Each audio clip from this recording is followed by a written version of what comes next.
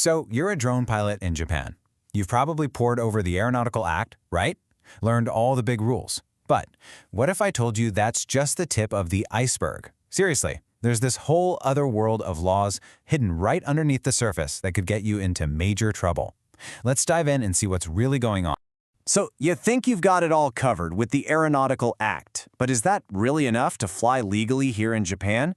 The answer, and I can't stress this enough, is a hard no.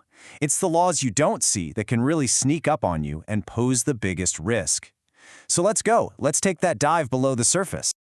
All right, we're starting at the very bottom, the deepest and most serious part of this legal iceberg. This is a big one, a law designed to protect the core of Japan's national security.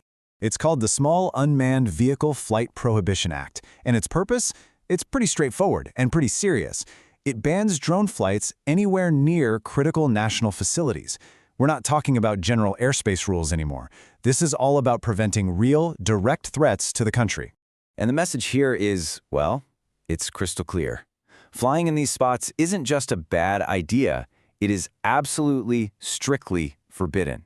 And you might be kind of shocked when you see just how long the list of these critical facilities actually is. I mean, look at this list. We're talking about the absolute centers of power. The National Diet Building, the Prime Minister's office, the Supreme Court, even the Imperial Palace. But it doesn't stop there. It covers huge international airports like Narita and Haneda, all defense facilities. That means both SDF and U.S. forces bases, nuclear power plants, and foreign embassies too. These are not suggestions, people. These are hard and fast, absolute no-fly zones.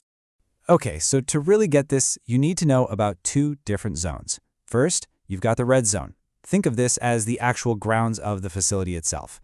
Getting permission to fly here is, well, it's next to impossible. Then, surrounding that, you have the yellow zone. This is a buffer area, about 300 meters wide all the way around the facility. Flying is prohibited here too, simple as. So, what happens if you mess up and fly in one of these zones? The penalties are no joke. For starters, you could be looking at a fine up to 500,000 yen. And it doesn't even stop there. If the situation is serious enough, you could be facing up to a year in prison. Yeah, prison.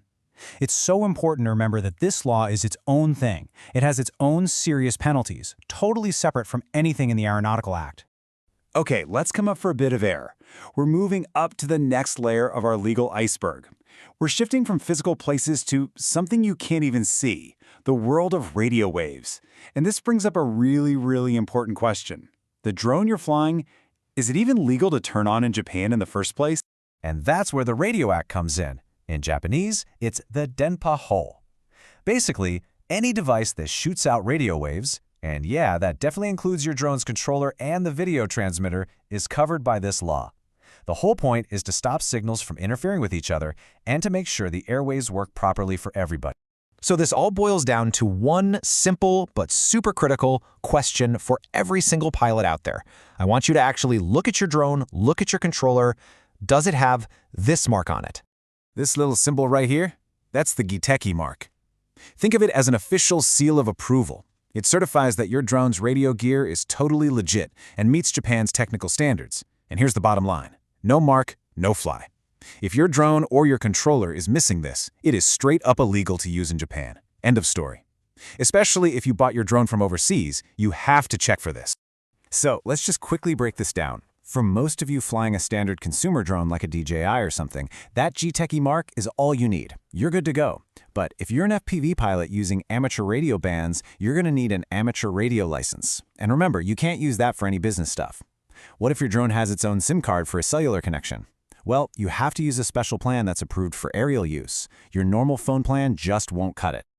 All right, we're getting close to the surface now, and this is probably the most tricky and, honestly, the most overlooked part of the whole legal puzzle. We're talking about rules that can literally change overnight.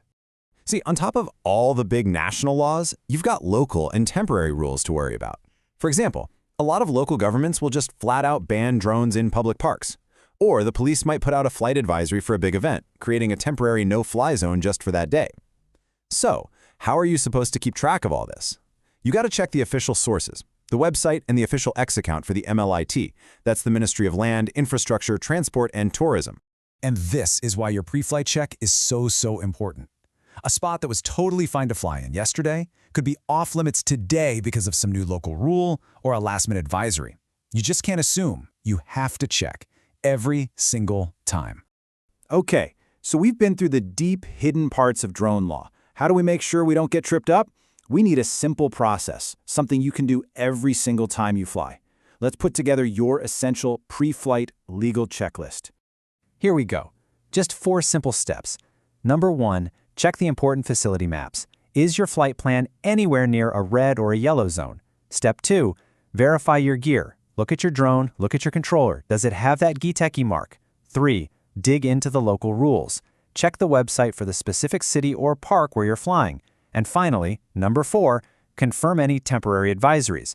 You just have to take a quick look at the MLIT website before you even think about taking off. At the end of the day, here's what it all comes down to. Compliance isn't just about what's happening up in the sky. It's about knowing the laws that are right here on the ground. The Aeronautical Act, it's just one piece of a much bigger puzzle. You know, you should think of these rules as your co-pilot. They're not there to ruin your fun or to stop you from flying. They're there to make sure you fly safe and you fly smart. So, I'll leave you with this question.